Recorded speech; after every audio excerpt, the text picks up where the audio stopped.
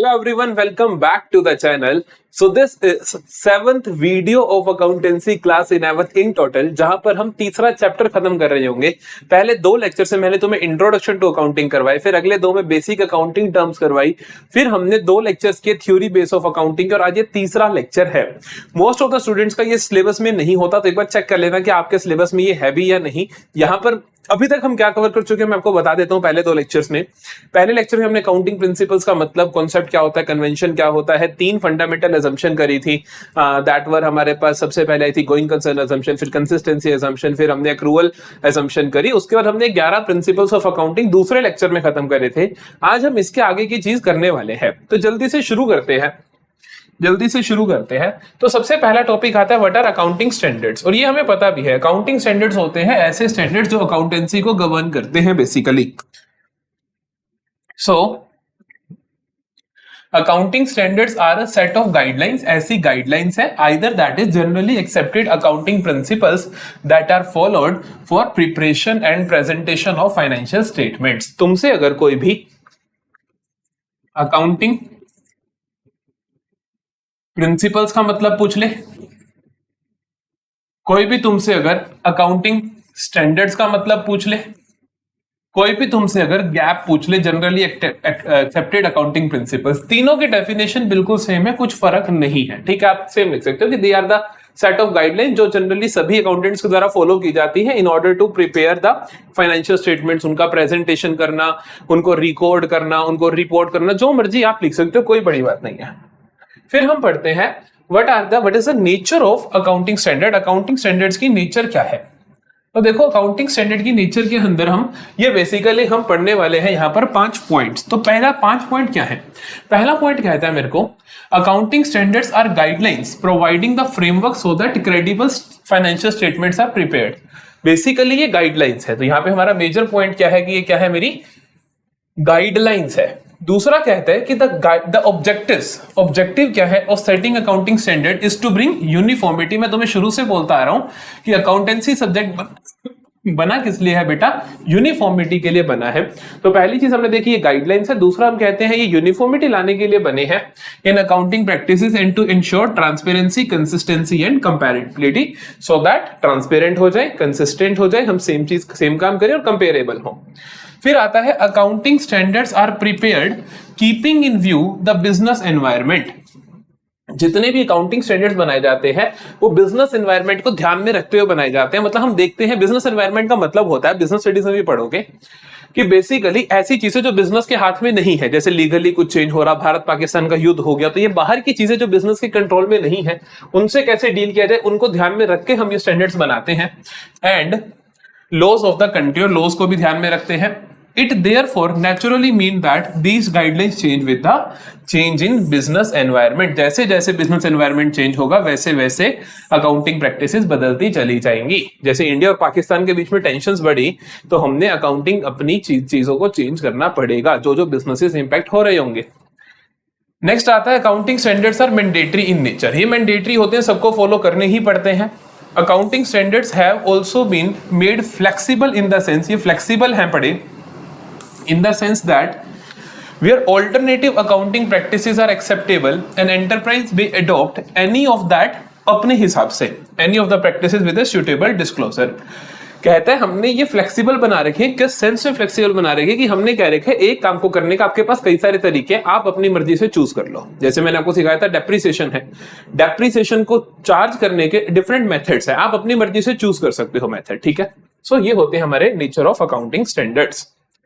फिर हम बात करते हैं व्हाट आर द ऑब्जेक्टिव्स। बड़े बेसिक से ऑब्जेक्टिव होंगे, खुद ही सोच सकते हो दो चार। तो तुमकी यूनिफॉर्मिटी लेकर आता है, ये कंपेरेबिलिटी लेकर आता है, ये true and fair financial position बनाने में हेल्प करते हैं, फाइनेंशियल जो दो बिजनेस के फाइनेंशियल्स को मैं कंपेयर कर सकता हूं, ये सारी बातें आप लिख सकते हो।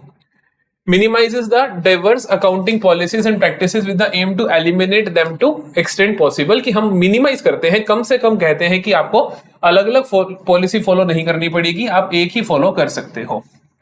प्रमोट बेटर अंडरस्टैंडिंग आती है, बेटर रिलायबिलिटी आती है। Understand significant accounting policies adopted and apply, कि जो इंपॉर्टेंट अकाउंटिंग पॉलिसीज हैं उनको हम हेल्प करते हैं कि उनको कैसे अडॉप्ट करना है, अप्लाई करना है।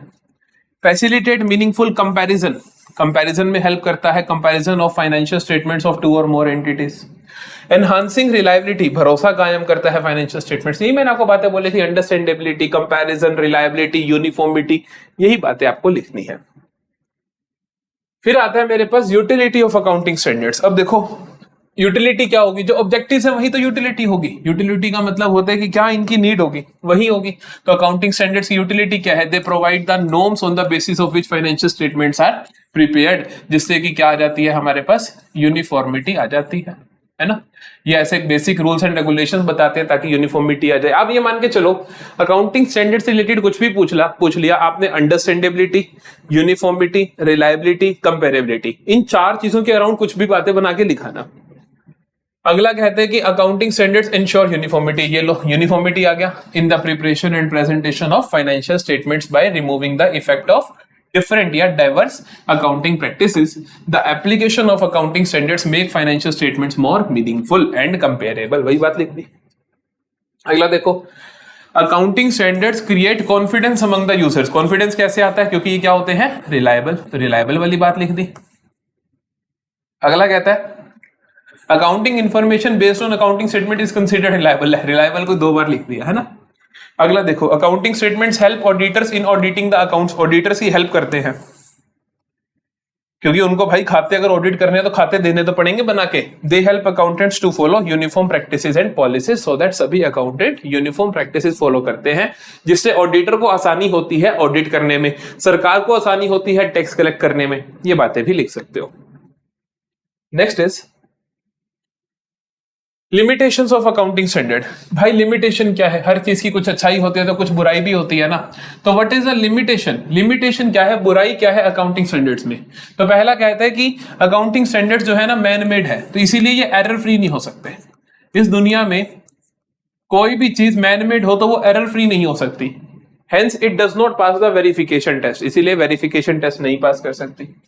Accounting standards are based on business environment, और बिजनेस एनवायरनमेंट बदलता रहता है। बिजनेस एनवायरनमेंट और लॉस पे बेस होते हैं, वो बदलते रहते हैं, and hence they change often to meet the changes. कि हमारे स्टैंडर्ड्स बिजनेस एनवायरनमेंट और कंट्री की लॉ पे डिपेंडेंट है। जैसे ही लॉ बदलता है हमारे स्टैंडर्ड बदल जाते हैं। समझ के, तो 2 लिमिटेशन है, स्टैंडर्ड बदलते रहते हैं, और दूसरा क्या है, ये मैनमेड है, जिसकी वजह से एरर फ्री ये कभी भी नहीं हो सकते हैं। ठीक है, अगला देखते हैं। सो नेक्स्ट है हमारे पास व्हाट इज द IFRS। तो सबसे ज्यादा क्वेश्चन पूछा जाता है आपका इस पोर्शन में से, वो इसी पे पूछा जाता है, IFRS क्या होता है। सो बेटा IFRS होता है इंटरनेशनल फाइनेंशियल रिपोर्टिंग स्टैंडर्ड्स। की जो अकाउंटिंग के स्टैंडर्ड होते हैं, चैप्टर का नाम भी आपका ही है, accounting standards and Indian accounting standards. की अकाउंटिंग स्टैंडर्ड्स जो होते हैं इंटरनेशनली डिफरेंट होते हैं और इंडियन कॉन्टेक्स्ट में डिफरेंट होते हैं। तो IFRS क्या होते हैं, इंटरनेशनल फाइनेंशियल रिपोर्टिंग स्टैंडर्ड। की इंटरनेशनली क्या स्टैंडर्ड्स हैं। हुआ क्या कि धीरे धीरे बिजनेसेस हमारे ग्लोबली जाने शुरू हो गए, कि बिजनेस ग्लोबली जाना शुरू हुए। ग्लोबली मतलब कि MNC बननी शुरू हुई, मल्टीनेशनल कंपनी। प्रॉब्लम ये आई कि अब इंडिया की कंपनी को यूएसए में बिजनेस करना है, तो इंडिया के स्टैंडर्ड अलग, यूएसए के अलग।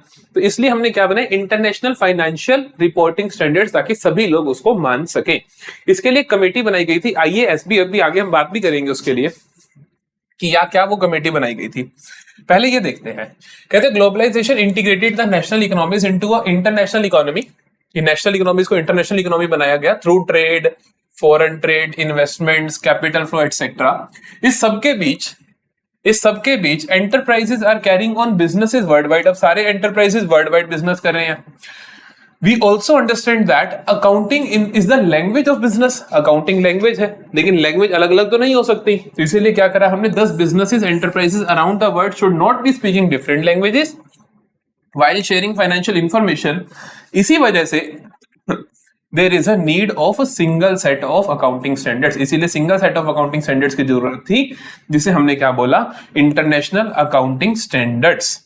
IAS वर डेवलप्ड, और जिनको बाद में हमने नाम दे दिया, जिनको हमने बाद में being withdrawn and suspended bye international financial report, superseded, sorry, उसको हमने बंद किया और इसको सुपरसीड कर लिया इंटरनेशनल फाइनेंशियल रिपोर्टिंग स्टैंडर्ड्स। तो सबसे पहले बने थे IAS, इंटरनेशनल अकाउंटिंग स्टैंडर्ड्स। फिर उसके बाद उनको हटा के हमने नए बना दिए इंटरनेशनल फाइनेंशियल रिपोर्टिंग स्टैंडर्ड्स। ये होता है IFRS। ठीक है जी। फिर आता है मेरे पास फिर आता है IASB, मैंने आपको अभी 1 मिनट पहले बोला था कि व्हाट इज IASB, हम बात करेंगे इंटरनेशनल अकाउंटिंग स्टैंडर्ड्स बोर्ड, कि जो बोर्ड इन IFRS को बनाता है उसे हम बोलते हैं इंटरनेशनल अकाउंटिंग स्टैंडर्ड्स बोर्ड। इसके ऑब्जेक्टिव की बात करें तो इसके 4 मेन ऑब्जेक्टिव के बारे में हम बात कर रहे होंगे। 4 ऑब्जेक्टिव्स जो हमारे हैं उनमें पहला तो है कि ये सारे बनाना कानून, पहला क्या है देखो, ये सारे कानून बनाना, टू डेवलप, पहला है मेरे पास टू डेवलप, दूसरा है बनाने के बाद इसको प्रमोट करना, तीसरा है कि इसको, इनके जो भी आपने बनाया इनके ऑब्जेक्टिव्स को फुलफिल करना, और फिर है कन्वर्जेंस लेकर आना। मतलब क्या होता है इसका मतलब समझते हैं।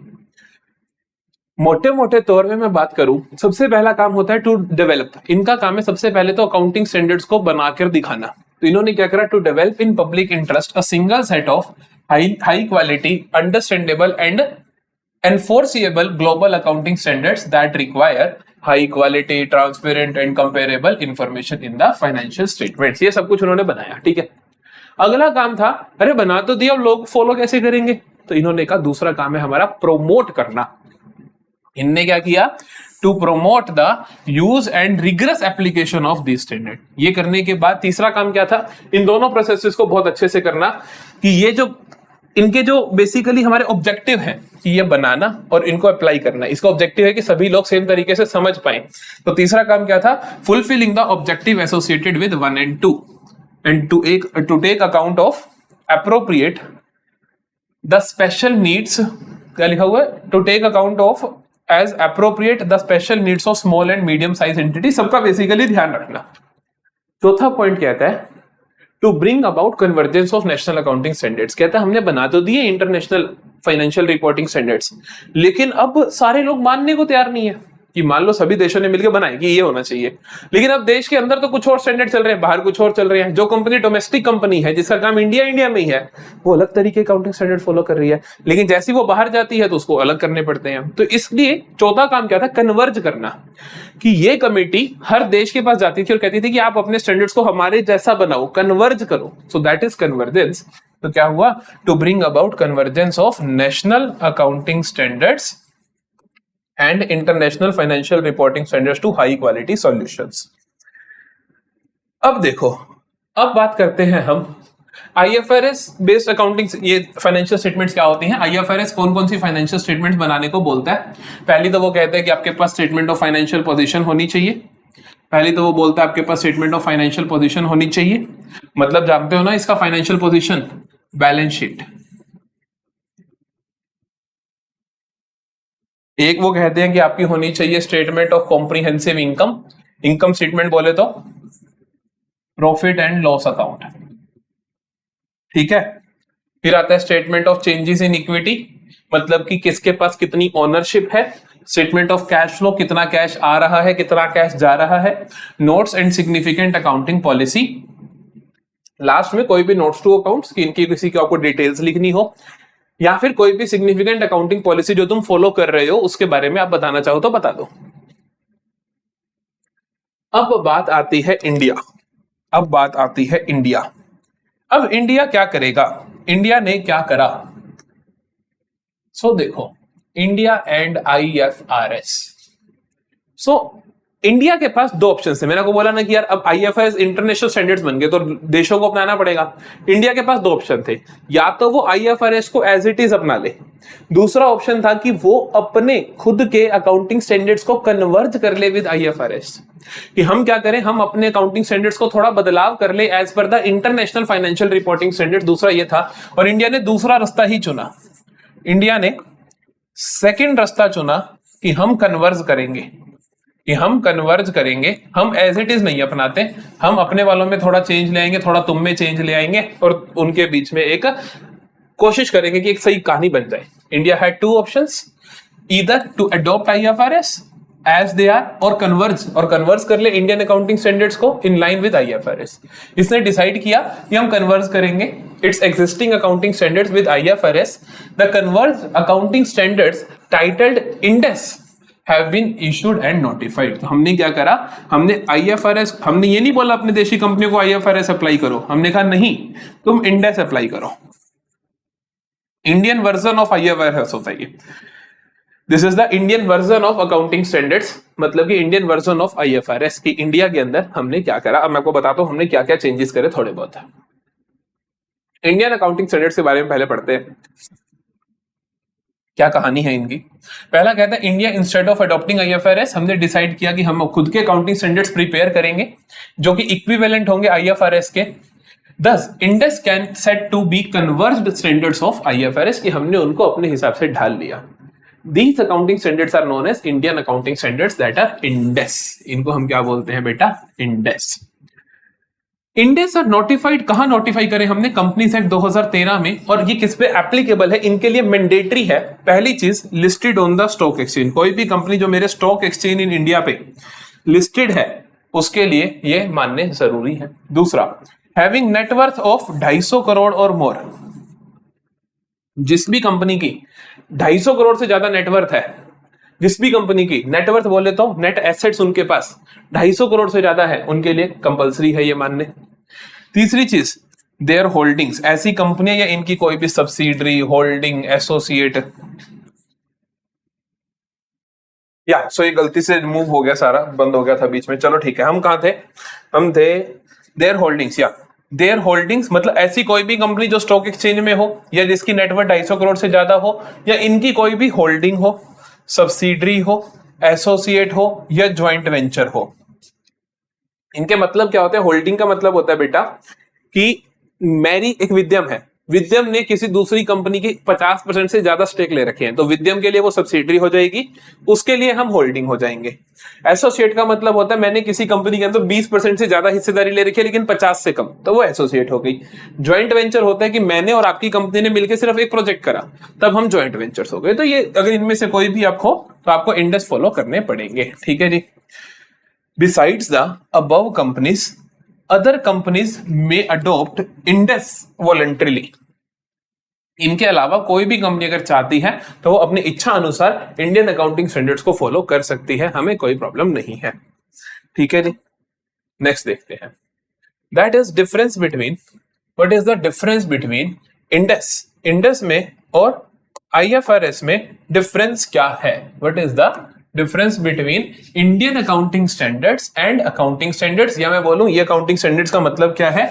ये हो गए हमारे बेसिकली ये IFRS। देखो पहला क्या है? Ind AS are principle based while accounting standards are rule based. हम क्या करते हैं? वी आर प्रिंसिपल बेस्ड कि क्या सही होना चाहिए, क्या गलत होना चाहिए, इसीलिए हम थोड़े फ्लेक्सिबल हैं। हम कहते हैं कि कुछ सिचुएशंस है उसके हिसाब से बदल जाना चाहिए, लेकिन ये रूल बेस्ड है कि एज इट इज आपको अपनाना है, दैट्स इट, और कुछ भी नहीं। आपको एज इट इज यही रूल्स अपनाने हैं, पॉइंट टू पॉइंट। अगला कहते हैं Ind AS involves fair value concept while accounting standards are based on historical cost concept. Historical cost concept को आप अच्छे से जानते हो कि अपनी एसेट को जितना उसका प्राइस ऑफ एक्विजिशन था, जितना उसका प्राइस ऑफ एक्विजिशन था उस पर रिकॉर्ड करना, ठीक है। फेयर वैल्यू कहता है कि जितनी आज वैल्यू है, जैसे मैं कहूं कि ये बोर्ड मैंने 4 साल पहले लिया, जैसे हमने पिछले लेक्चर में भी इसका एग्जांपल लिया था, ये बोर्ड मैंने 4 साल पहले लिया 2 लाख का, मैं हर साल 20,000 से कम करता हूं, तो आज मेरे को इसकी वैल्यू दिख रही होगी 2 लाख माइनस आज तक 4 साल के 20,000 के हिसाब से डेप्रिसिएशन माइनस करने के बाद मेरे पास आ गया 1,20,000, राइट। तो ये हो गया मेरे पास इसकी बुक वैल्यू, ये है मेरे पास इसकी बुक वैल्यू। ये कहता है अकाउंटिंग स्टैंडर्ड की इस वैल्यू पे रिकॉर्ड करो। हमारा इंडियन अकाउंटिंग स्टैंडर्ड कहता है इसकी फेयर वैल्यू देखो, तुम इसकी मार्केट में वैल्यू लगवाओ, अगर ये मार्केट में 1.5 लाख का है तो 1.5 लाख में रिकॉर्ड करो, मार्केट में अगर ये सिर्फ 50,000 का तो 50,000 में रिकॉर्ड करो, जो मार्केट में फेयर वैल्यू है उस पे रिकॉर्ड करो। हमारे इंडेक्स ये कहते हैं, समझ गए? ये दो इसके अंदर डिफरेंसेस है। फिर आता है हमारे पास अंडरलाइंग असम्पशंस इन इंडेक्स। हमारे इंडियन अकाउंटिंग स्टैंडर्ड्स में अंडरलाइंग असम्पशन क्या है? पहली तो गोइंग कंसर्न असम्पशन है, गोइंग कंसर्न असम्पशन है, ये हमारी अकाउंटिंग स्टैंडर्ड्स में भी है जो इंटरनेशनल है, that is going concern assumption को तुम बहुत से जानते हो, पहली क्लास में हमने पढ़ा कि business will continue for foreseeable future. हमारा कोई इंटेंशन नहीं है अपने बिजनेस को बंद करने का, हम अपने दिमाग में ये बात लेके अकाउंटिंग करते हैं बिजनेस की कि मेरा बिजनेस फॉरसीबल फ्यूचर तक, इनडेफिनिट पीरियड तक चलता ही रहेगा, मेरा कोई इंटेंशन नहीं है बंद करने का। और दूसरी चीज है एक्रूअल एजम्पशन। एक्रूअल एजम्पशन मेरे को क्या कहती है?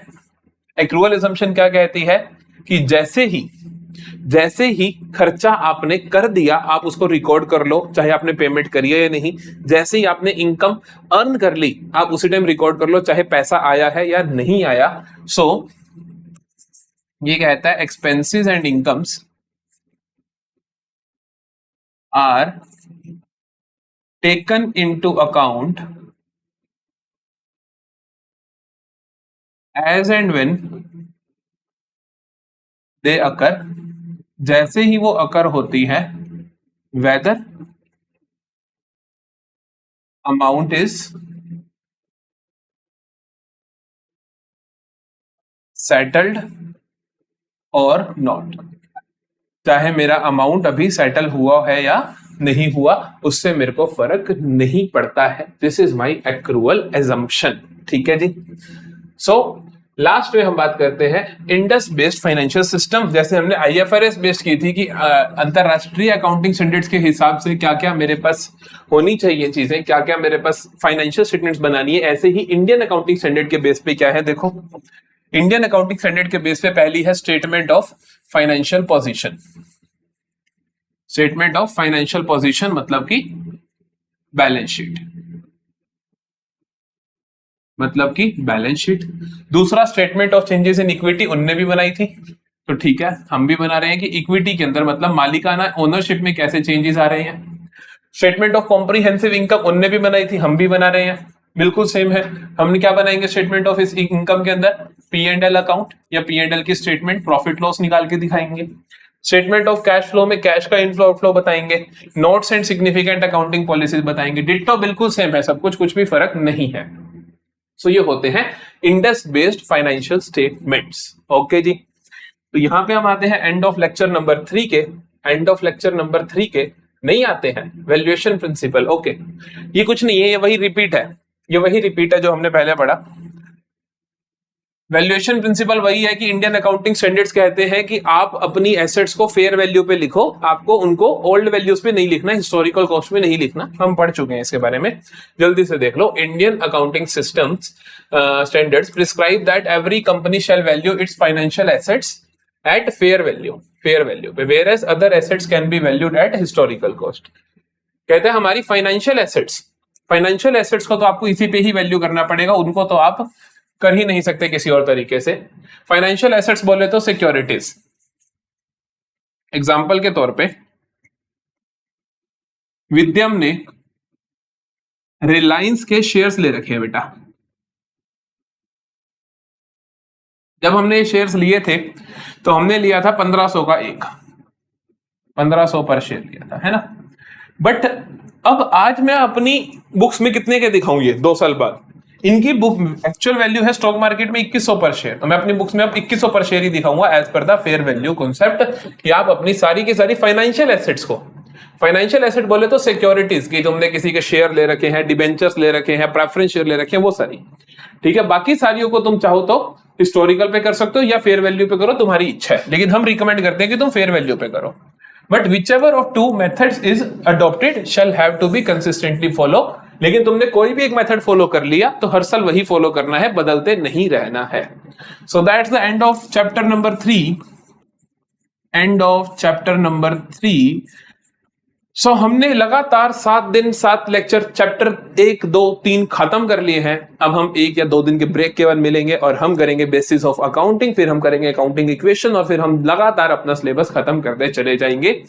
इकोनॉमिक्स एंड बिजनेस स्टडीज भी इसी तरीके से हमने यूनिट टेस्ट 1 के सिलेबस के हिसाब से आपको खत्म करवा दिया है। अगर नहीं देखी है वहां की वीडियो तो जल्दी से चेक करो।